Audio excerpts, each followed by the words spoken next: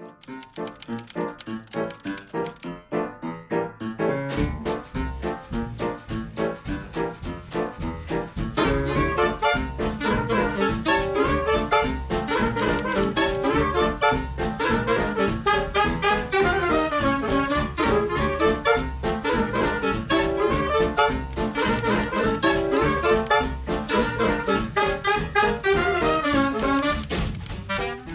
suppose it's about 3 years ago, in the sense that I was talking to the writer. I've worked with him before, Peter Arnott, and so know him well.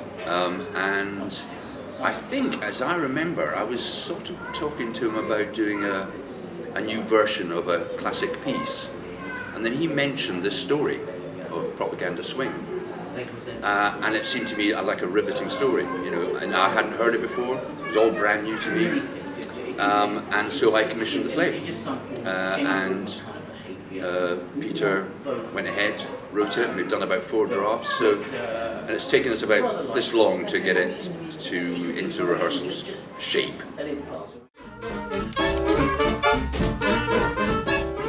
I mean, it's just a fascinating story. The story of these jazz musicians who had been closed down, weren't able to play the music they adored, they loved.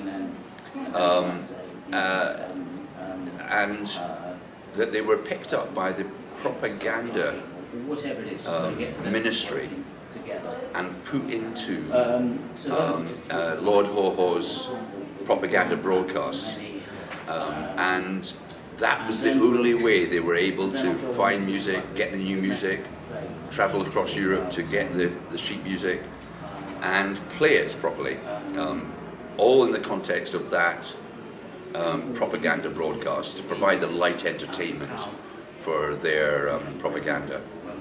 And what they did was they then rewrote the lyrics to some of the most popular jazz songs of the day into vicious, nasty, anti-Semitic, full of hate lyrics, which were then put out to these popular tunes.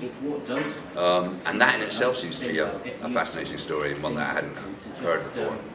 But I suppose what's interesting is that in a way the music won, because that band became the biggest band in Europe after the end of the war, you know, with hits like Lena Marlena. So in a way it's about how the music won through, and how artists were forced to respond to the circumstances they found themselves in, whether it was right or wrong to engage with these propaganda broadcasts, whether the music was more important than the politics.